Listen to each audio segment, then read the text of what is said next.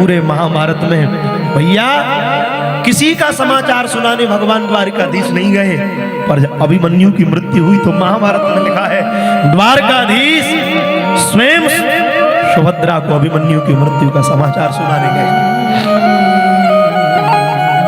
सुभद्रा बैठी थी, द्वारकाधीश को आते देखा तो एकदम सुभद्रा खड़ी हो गई, और जैसे सुभद्रा खड़ी हुई आंखों से आंसू भगवान के गिर रहे, और जैसे ही सुभद्रा खड़ी हुई सज्जनों भगवान समझ गए आज मेरी बहन कोई पता नहीं है कि उसका इकलौता पुत्र महाभारत की रणभूमि में मारा गया।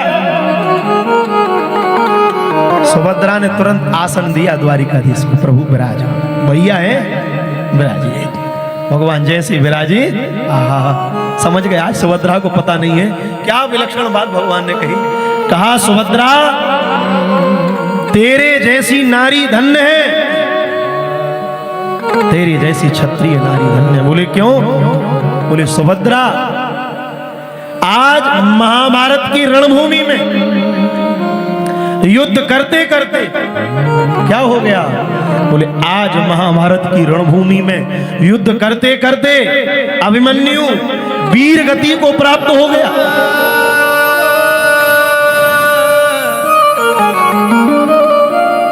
जैसे ही कहा कि वीर गति को प्राप्त हो गया, भगवान सुभद्रा की तरफ देख रहे थे अब ये कहीं गिर ना जाए। क्यों? एक ही पुत्र था, इसका गिर गया। एक आंसू आंख से नहीं आए, एक भी आंसू उसकी आंख से नहीं गिरे। भगवान ने कहा सुभद्रा तेरा इकलौता बेटा मारा गया, तेरी आंख से आंसू नहीं आए, तेरे नेत्रों से अश्रु नहीं गिरे। क्या बात सुभद्रा ने कही बंधु, बहुत ध्यान से सुनिए। सुभद्रा द्वारिकानाथ से क्या कहती है, द्वारिकानाथ आप मुझसे कह रहे हैं कि मेरा इकलौता बेटा मारा गया। नाथ एक बात कहूं, बोले क्या? बोले वो मेरा था ही नहीं जो मुझे कष्ट हो।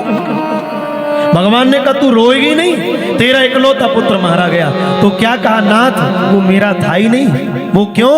बोले नाथ सत्य तो ये है जब मैंने जन्म दिया था और जब वो चलना प्रारंभ हुआ था तो मैंने उसका हाथ आपके हाथ में पकड़ा दिया था और मैंने कहा था चाहे जीवन दे दो चाहे मृत्यु दे दो, ये आपका है। जैसे ये बात कही बंधुओं, भगवान द्वारिकाधीश के नेत्रों से झर झर झर झर अश्रुधार बहने लगे, आंसू की धार बह गई। सुभद्रा ने हाथ पकड़ लिया, सुभद्रा ने हाथ पकड़ लिए। आज जैसी सुभद्रा ने हाथ भैया रो रहे हो, क्यों रो रहे हो?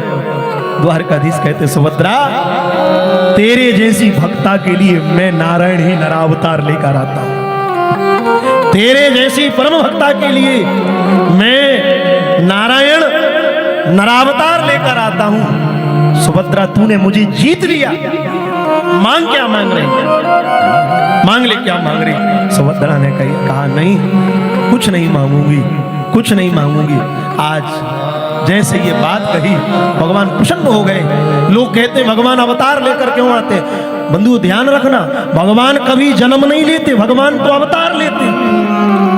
अगर जन्म लेकर आते तो तुलसीदास जी कहते, तुलसीदास जी ने नहीं कहा जन्म, तुलसीदास जी कहते भय प्रकट कर पाला दीन दयाला कौशल्या हितकारी। तो जन्म नहीं लेके आए, बोले प्रकट होकर आए। तो क्या केवल कौशल्या, क्या केवल अदिति, क्या केवल देवकी के गर्भ से प्रकट होगा? बोले नहीं, कबीर जी कहते हैं सब घट मेरा साइया सुनी सेज ना कोई बलिहारी ता घट की जा घट प्रकट होए। कौन ऐसा घट है जिसके घट में प्रकट होकर नहीं आए? इसलिए भगवान कहते हैं मैं अवतार लेकर आता हूं पर तेरे जैसी भक्त के लिए आता हूं। मांग सुभद्रा क्या मांगे? सुभद्रा ने कहा कुछ नहीं चाहिए। जब नहीं मांगा तो भगवान ने कहा जाओ मैं वरदान दे रहा हूं। क्या वरदान दे रहे हो? बोले मैं वरदान दे रहा हूं सतयुग में मेरे साथ लक्ष्मी रही,